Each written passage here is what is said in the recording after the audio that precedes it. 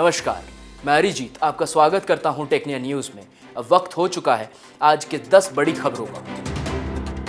Delhi NCR में वायु गुणवत्ता में कोई सुधार नहीं हो पा रहा है। इसके चलते सुप्रीम कोर्ट ने दिल्ली एनसीआर में ग्रेड 4 की पाबंदियों को हटाने से इनकार कर दिया है। सुप्रीम कोर्ट ने स्पष्ट किया है कि जब तक वायु गुणवत्ता सूचकांक के स्तर में गिरावट नहीं होगी तब तक ग्रेड 4 की पाबंदियों को नहीं हटाया जा सकता।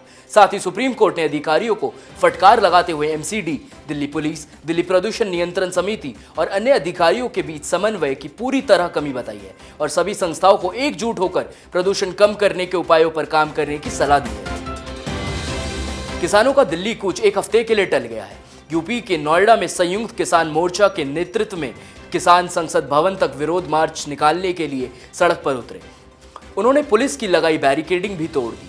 बाद में प्रशासनिक अधिकारियों ने किसानों को समझाकर उन्हें वार्ता के लिए तैयार कराया। किसान यूपी के मुख्य सचिव से अगले हफ्ते वार्ता के लिए तैयार हुए हैं। तब तक किसान दलित प्रेरणा स्थल पर धरना देंगे। किसानों की मांग है कि उन्हें उनकी जमीन का नए कानून के मुताबिक मुआवजा दिया जाए, जो बाजार दर से 4 गुना ज्यादा है। वो अपनी जमीन के बदले 10% विकसित भूखंड की भी मांग कर रहे हैं। देश की जीडीपी ग्रोथ 2 साल के सबसे निचले स्तर पर पहुंच गई है।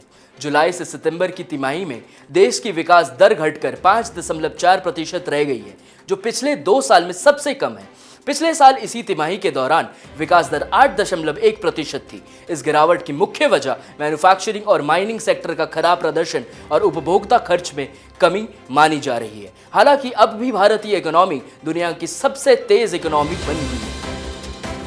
गुरु गोविंद सिंह इंद्रप्रस्थ यूनिवर्सिटी ने पीएचडी प्रोग्राम में दाखिला लेने से संबंधित एक नोटिफिकेशन जारी किया है। नोटिफिकेशन के अनुसार एकेडमिक सत्र 2024-25 में मैनेजमेंट से पीएचडी में दाखिला लेने वाले विंटर सेशन के उम्मीदवारों को गुरुवार तक अपने वैलिड डॉक्यूमेंट्स जमा कराने होंगे।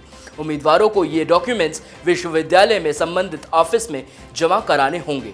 वैलिड डॉक्यूमेंट्स में उम्मीदवारों को 10वीं और 12वीं की मार्कशीट, ऑनलाइन भरे गए रजिस्ट्रेशन फॉर्म और शुल्क रिसीट की कॉपी जमा कराना अनिवार्य है। साथ ही जून 2024 के बाद राष्ट्रीय स्तर की टेस्ट एजेंसी से क्वालिफाइड फेलोशिप या स्कॉलरशिप का सर्टिफिकेट भी जमा कराना होगा। देश के सभी सरकारी और प्राइवेट स्कूलों में पढ़ने वाले सभी बच्चों की अब यूनिक आईडी बनाई जाएगी। भारत सरकार ने वन नेशन वन आईडी योजना के तहत automatic permanent account register portal अपार शुरू कर दिया है। सरकार ने सभी स्कूलों को स्टूडेंट्स की अपार आईडी बनाने के निर्देश दे दिए हैं।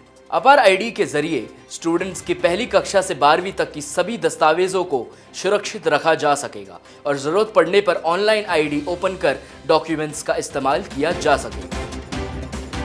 आईआईटी कानपुर ने साल 2025 में होने वाली जेईई एडवांस परीक्षा का शेड्यूल जारी कर दिया है। आईआईटी कानपुर में ये परीक्षा 18 मई 2025 को आयोजित की जाएगी।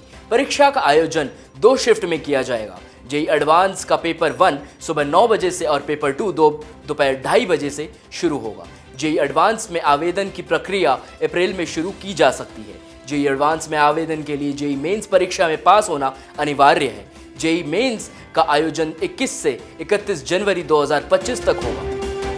राष्ट्रीय शिक्षा नीति में 2 एकेडमिक कोर्स एक साथ करने की सुविधा दी गई है, लेकिन कई विश्वविद्यालयों ने अब तक छात्रों को ये सुविधा देने की शुरुआत नहीं की है, जबकि राष्ट्रीय शिक्षा नीति में इस सुविधा को लागू किए करीब 2 साल हो गए हैं।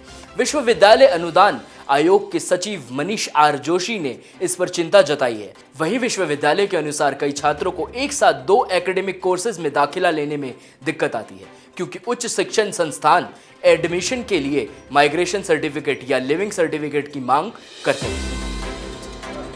दिल्ली नगर निगम के स्कूलों में बच्चों के मनोरंजन और उनके जीवन पर सकारात्मक प्रभाव डालने के लिए एक नई पहल शुरू की गई है। एमसीडी के एजुकेशन विभाग ने सभी बच्चों को मोटिवेशनल फिल्में दिखाने के आदेश जारी किए हैं। इसमें एनिमेटेड और सामान्य दोनों तरह की फिल्में शामिल की गई हैं। बच्चों को 2 ग्रुप में बांटा गया है। पहली से तीसरी कक्षा तक के बच्चों को एनिमेटेड फिल्में दिखाई जाएंगी। साथ ही चौथी और 5वीं कक्षा के छात्रों को चंदू चैंपियन या आई एम कलाम जैसी प्रेरणादायक फिल्में दिखाई जाएंगी। भारतीय बैडमिंटन स्टार पीवी सिंधु की शादी की खबरें इन दिनों सुर्खियां बटोर रही हैं। पीवी सिंधु जल्द ही शादी के बंधन में बंधने जा रही हैं। 20 दिसंबर से उनकी शादी की रस्में शुरू होंगी और 22 दिसंबर को वे पोसाइडेक्स टेक्नोलॉजीज के कार्यकारी निर्देशक वेंकट दत्ता साई के साथ शादी के बंधन में बंधेंगी। वेंकट दत्ता साईं हैदराबाद के रहने वाले हैं। वहीं पीवी सिंधु ने शादी से पहले रविवार को Syed Modi international badminton championship का खिताब जीतकर परिवार की खुशियां और बढ़ा दी। सोमवार को प्रधानमंत्री नरेंद्र मोदी ने संसद के बाल योगी ऑडिटोरियम में विक्रांत मैसी की नई फिल्म द साबरमती रिपोर्ट देखी। इस मौके पर प्रधानमंत्री नरेंद्र मोदी के साथ कई नेता और फिल्म की स्टार कास्ट भी शामिल रही। पीएम मोदी के फिल्म देखने पर फिल्म की मुख्य अभिनेता विक्रांत मैसी और अभिनेत्री राशि खन्ना ने खुशी जाहिर करते हुए उन्हें धन्यवाद दिया है। वहीं पीएम मोदी ने भी फिल्म की सराहना की है और कहा है कि प्रधानमंत्री बनने के बाद उन्होंने ये पहली फिल्म देखी है। द साबरमती रिपोर्ट 15 नवंबर 2024 को रिलीज हुई थी।